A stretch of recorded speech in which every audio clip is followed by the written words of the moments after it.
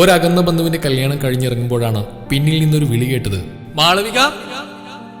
തിരിഞ്ഞു നോക്കിയപ്പോൾ അത്ഭുതമായി. എൻ്റെ ഒപ്പം ഹൈസ്കൂൾ മേറ്റായിരുന്ന ഫൗസി. ഓടിച്ചെന്ന് കെട്ടിപ്പിടിച്ചു. സ്കൂൾ വിട്ടതിൽ പിന്നെ അവളെ ഞാൻ കണ്ടിട്ടില്ല.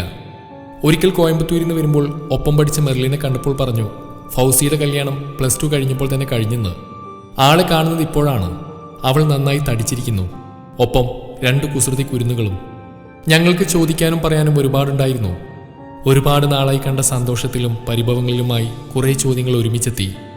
മറുപടി പറയുന്നതിന് മുമ്പേ വിനുവേട്ടൻ പാർക്കിങ്ങിൽ നിന്നും കാറുമായി എത്തി.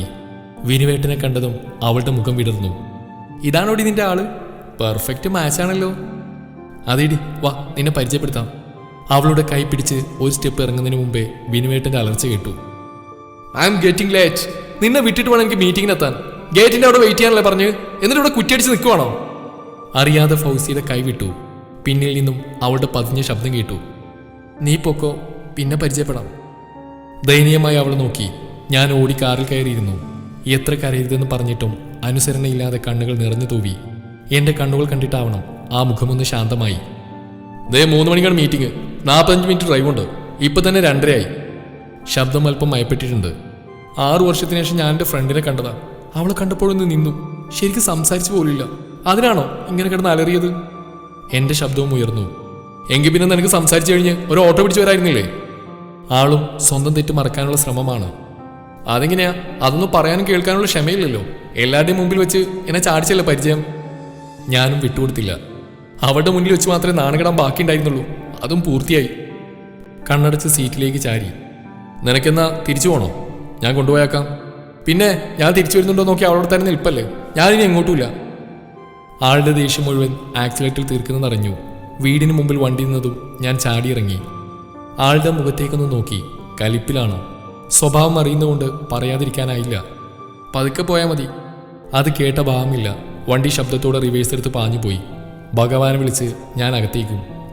ആള് വരുമ്പോൾ 7:30 കഴിഞ്ഞു. ഡോറ് തുറന്നു കൊടുത്തു. മൈൻഡ് ചെയ്യാതെ ഞാൻ സോഫയിൽ പോയിരുന്ന് ഫോൺ തോണ്ടിക്കൊണ്ടിരുന്നു. വാട്സാപ്പും ഫേസ്ബുക്കുമൊക്കെ അനുഗ്രഹമായി അപ്പോൾ തോന്നി. ആളും ഡ്രസ്സ് മാറി സോഫയിൽ വന്നിരുന്നു. ഭക്ഷണമെടുക്കാൻ എഴുന്നേറ്റപ്പോൾ കയ്യിലൊരു പിടി വീണു. സോറി. കയ്യിലെ പിടി പിടിച്ചുകൊണ്ട് ഞാൻ പറഞ്ഞു, എനിക്ക് മതിയായി. ഫുഡ് എടുത്തു വെച്ച് വിളിച്ചപ്പോൾ പറഞ്ഞു വേണ്ടെന്ന്. ഞാനും നിർബന്ധിക്കാൻ പോയില്ല. ഉച്ചക്ക് കല്യാണത്തിലെ പായസം കടിച്ച ക്ഷീണം കൊണ്ട് എനിക്കും വലിയ വിശപ്പില്ലായിരുന്നു. അല്ലെങ്കിലും ഒരു നേരം ഒന്നും കഴിച്ചില്ലെന്ന് വെച്ച് ചത്തൊന്നും പോവില്ലല്ലോ. അല്ല പിന്നെ. കുറച്ച് വെള്ളം കുടിച്ച് റൂമിൽ പോയി. ഒരു ഉറക്കം കഴിഞ്ഞു. കാലെടുത്ത് പുള്ളിയുടെ മേലെ വെക്കാൻ നോക്കിയപ്പോഴാണ് ആൾ അടുത്തില്ലെന്നറിഞ്ഞത്. ഹാളിൽ പോയി നോക്കിയപ്പോൾ കണ്ടു സുഖമായി സോഫയിൽ കിടന്നുറങ്ങുന്നു. സാധാരണ ഇങ്ങനെ കിടന്നുറങ്ങുന്ന അവസരത്തിൽ ഞാൻ വിളിച്ചുകൊണ്ടുപോയി കിടത്താറുണ്ട്. ഇന്നലത്തെ സംഭവം ഓർത്തപ്പോൾ വീണ്ടും ദേഷ്യം വന്നു. അവിടെ തന്നെ കിടക്കട്ടെ. പിറ്റേന്ന് പതിവ് പോലെ ബ്രേക്ക്ഫാസ്റ്റ് കഴിച്ചു. 2 നേരം ഫുഡ് ഒഴിവാക്കാനുള്ള സ്റ്റാമിനയൊന്നും എൻ്റെ ബോഡിക്കില്ല. വിനുവേട്ടനെ എതിർപ്പൊന്നും കൂടാതെ കഴിച്ചു. എൻ്റെ മുഖം കലിപ്പിൽ തന്നെ. ആളുടെ മുഖമൊന്ന് ശാന്തമായിട്ടുണ്ട്. ഞാൻ എൻ്റെ പണികളുമായി കിച്ചണിൽ മല്ലിട്ടു. അല്ലെങ്കിൽ പച്ചക്കറി നുറുക്കാനോ പാത്രം കഴുകാനോ ഹെൽപ്പ് ചെയ്യാറുള്ളതാ. അന്ന് കിച്ചണിലേക്ക് കണ്ടില്ല. വാശിയോടെ ഞാനും ജോലികൾ തീർത്തു. കുറച്ച് കഴിഞ്ഞപ്പോൾ കിച്ചണിൽ വന്ന് പറഞ്ഞു, അതെ 4 മണിയാകുമ്പോൾ റെഡിയാവണം. ഒരിടം വരെ പോകാനുണ്ട്. ഞാൻ എങ്ങോട്ടുമില്ല. ആളുകളുടെ മുന്നിലിട്ട് എന്നെ ചീത്ത പറയുന്നതാണല്ലോ ഹോബി. ഞാനില്ല. നീ വരും, ഇല്ലെങ്കിൽ നിന്നെ തൂക്കിയെടുത്ത് കൊണ്ടുപോകും. കനത്ത ശബ്ദത്തോടെ അതും പറഞ്ഞ ആൾ പോയി. 4 തന്നെ റെഡിയായി. പുള്ളി പറഞ്ഞാൽ അതുപോലെ ചെയ്യും. വെറുതെ എന്തിനാ റിസ്ക് എടുക്കുന്നത്? അതുകൊണ്ട് മാത്രം റെഡിയായി.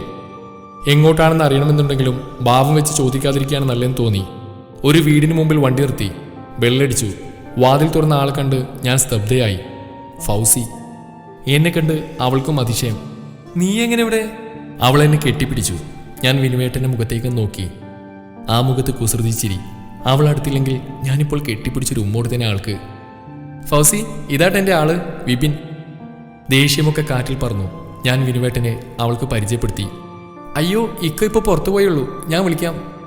ഏയ് വേണ്ട ഫൗസി, നിങ്ങൾ സംസാരിക്കുക. മാളു, വിശേഷങ്ങൾ പറഞ്ഞു കഴിഞ്ഞാൽ എന്നെ വിളിച്ചാൽ മതി, ഞാൻ വരാം. എന്നെ നോക്കി ആൾ കണ്ണിറുക്കി. ഫൗസി ചായ കുടിച്ചിട്ട് പോകാമെന്ന് പറഞ്ഞിട്ടും ആൾ നിന്നില്ല. വന്നിട്ടാവാമെന്ന് പറഞ്ഞു. 6 വർഷത്തെ വിശേഷങ്ങൾ ഞങ്ങൾ പറഞ്ഞു തീർത്തു. അവളുടെ ഇക്ക വന്നപ്പോൾ ഞാൻ വിനുവേട്ടനെ വിളിച്ചു. വിനുവേട്ടനെത്തി. പിന്നെ അവർ വലിയ ഫ്രണ്ട്സായി. രാത്രി ഫുഡ് കഴിച്ചേ അവർ വിട്ടുള്ളൂ. അവളെയും കുടുംബത്തെയും ഒരു ദിവസം കൂടാൻ ഞങ്ങളും ക്ഷണിച്ചാണ് പോകുന്നത്. വണ്ടി അവളുടെ ഗേറ്റ് കടന്നതും ഞാൻ വിനുവേട്ടനെ കെട്ടിപ്പിടിച്ചൊരു ഉമ്മ കൊടുത്തു. അല്ല, അവളുടെ വീടെങ്ങനെ കണ്ടുപിടിച്ചു?